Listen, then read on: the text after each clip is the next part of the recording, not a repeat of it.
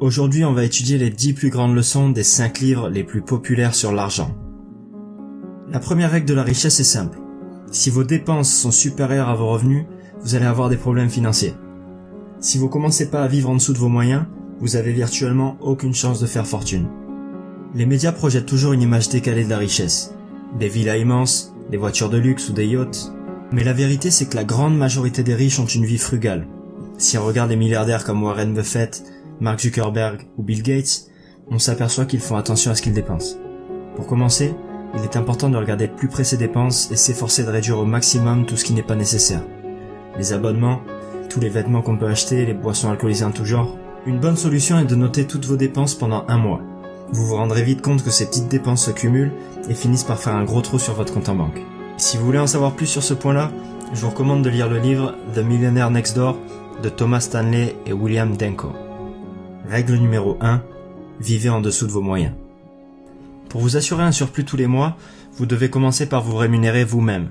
Pas votre proprio, pas votre opérateur téléphonique, mais vous-même. Il faut qu'une partie de votre revenu soit sécurisée avant même que vous commenciez à payer vos dépenses. Le meilleur moyen pour ça est de se payer en premier. Le livre L'homme le plus riche de Babylone de George Clason nous explique que le meilleur moyen d'amasser des fortunes est de suivre une règle simple. Pour 10 pièces que vous gagnez, payez-vous une pièce en premier, puis dépensez le reste.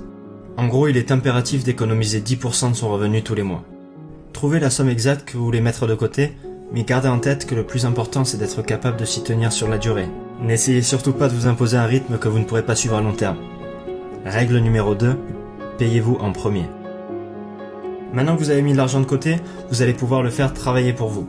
C'est certainement le point le plus important, alors écoutez bien. La cause principale de l'appauvrissement des classes moyennes réside dans l'ignorance de la différence entre un actif et un passif. Un actif est toute chose qui produit pour vous un cash flow positif, c'est-à-dire qu'à long terme ça aura mis plus d'argent dans votre porte-monnaie que ça en aura sorti. Ça peut par exemple être une action, de l'immobilier, un brevet ou des droits d'auteur, une chaîne YouTube ou un site web. Un passif au contraire a un cash flow négatif. Une Ferrari par exemple est pour la plupart des gens un passif. L'achat, l'assurance, l'essence et l'entretien vont entraîner de grosses sorties d'argent, alors qu'aucun revenu ne sera généré. Attention, ça ne veut pas dire qu'il ne faut pas s'acheter de Ferrari si on en a les moyens. Écoutez la subtilité. Alors que les pauvres utilisent leurs revenus pour financer leurs dépenses, les riches utilisent les revenus de leurs actifs pour financer leurs dépenses. C'est-à-dire qu'au lieu d'acheter leur Ferrari en premier, ils vont commencer par investir, et avec les revenus de ces investissements, ils pourront s'acheter la voiture de leurs rêves. Ça nécessite un peu de sacrifice au début, mais c'est une étape nécessaire pour devenir riche sur le long terme. Je vais prendre un exemple. Vous pouvez par exemple investir dans un garage pour le louer à des particuliers. Imaginons que le garage vous coûte 5000 € et que vous le louiez 100 € par mois. Au bout de 4 ans, quand vous aurez fini de rembourser votre garage, vous aurez tous les mois un cash flow positif de 100 €. Si vous dépensez ces 100 €, vous êtes toujours propriétaire du garage à la fin de la transaction. Multipliez ces investissements en actifs et vous pourrez vivre une vie confortable sans vous appauvrir. Règle numéro 3. Utilisez votre revenu pour acheter des actifs et financez vos dépenses avec le revenu de ces actifs. Darren Hardy a écrit un livre qui s'appelle L'effet cumulé. C'est pas un livre spécifiquement sur l'argent, mais la magie opère aussi dans ce domaine. L'effet cumulé, c'est l'idée que les petites actions s'accumulent au fil du temps. Imaginez que vous deviez choisir entre recevoir 1 million d'euros aujourd'hui ou 1 centime dont la valeur doublerait tous les jours pendant 31 jours. Vous choisiriez quoi? Ce centime, au bout de 10 jours, vaudrait 5 €. Pas vraiment intéressant, n'est-ce pas? Mais écoutez la suite. En continuant de doubler de valeur tous les jours pendant 31 jours, ce centime vaut désormais plus de 10 millions d'euros. Comme le dit Darren Hardy, l'accomplissement de tout but est l'accumulation progressive ou l'effet cumulé de petits progrès qui s'accumulent dans le temps. Comme je vous le disais plus tôt, commencez à économiser dès maintenant. Le plus tôt vous commencerez, le plus votre argent vous rapportera d'argent sur le long terme. Règle numéro 4.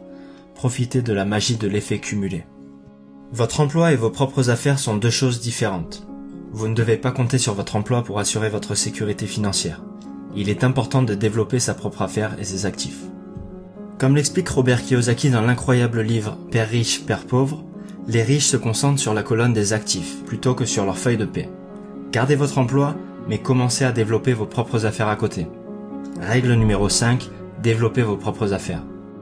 Robert Kiyosaki détruit également le mythe de l'impôt selon lequel les riches payent pour les pauvres. En réalité, les riches exploitent la loi à leur profit.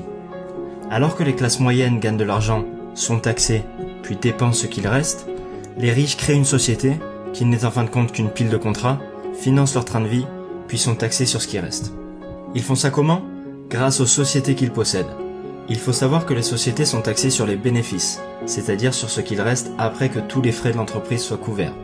La plupart des dépenses des riches passent donc en frais d'entreprise. Par exemple, une voiture de fonction avec chauffeur, les repas, l'inscription à un club de sport.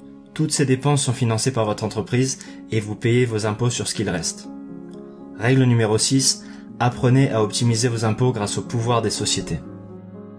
Le gourou du développement personnel, Jim Rohn, a dit un jour: vous êtes la moyenne des 5 personnes avec qui vous passez le plus de temps.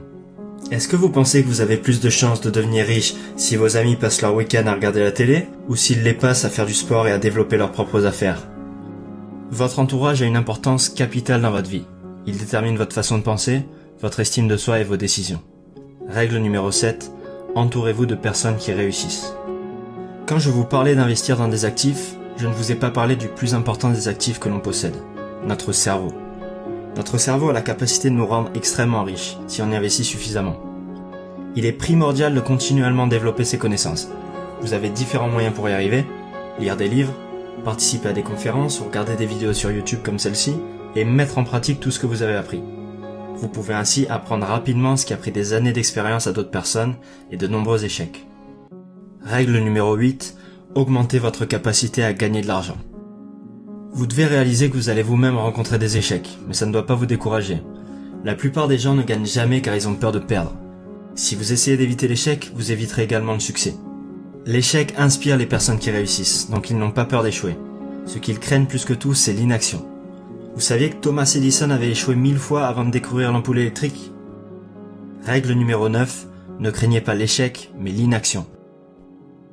Au début du XXe siècle, Andrew Carnegie, alors homme le plus riche du monde, missionna Napoleon Hill pour étudier les centaines de personnes les plus riches des États-Unis et retranscrire par écrit la formule qui leur avait permis de faire fortune. Le résultat fut un livre publié en 1937 et qui reste encore aujourd'hui l'un des livres les plus reconnus sur la richesse. Réfléchissez et devenez riche. L'auteur nous explique qu'un prérequis fondamental à la richesse est le désir. D'après ses conclusions, les 6 étapes pour transformer un désir ardent d'argent en son équivalent matériel sont les suivantes. Fixez le montant exact de la somme que vous désirez. Ensuite, sachez ce que vous allez donner en échange de cet argent. On n'a rien pour rien. Fixez avec précision la date à laquelle vous voulez être en possession de cet argent. Ensuite, établissez un plan qui vous aidera à transformer votre désir et commencez immédiatement à l'appliquer. Notez ces 4 éléments par écrit et enfin, lisez ces objectifs à haute voix 2 fois par jour et commencez à vous voir, vous sentir et vous croire en possession de cet argent. L'idée est que l'esprit a une force si puissante qu'il va essayer par tous les moyens de transformer vos désirs en réalité, à condition que vous y croyiez réellement et que vous acceptiez d'agir. Règle numéro 10, désirez l'argent ardemment et passez à l'action. Voilà, c'est tout pour aujourd'hui. J'espère que vous avez appris des choses et si c'est le cas, n'hésitez pas à liker et partager cette page autour de vous. Je vous dis merci et à très bientôt.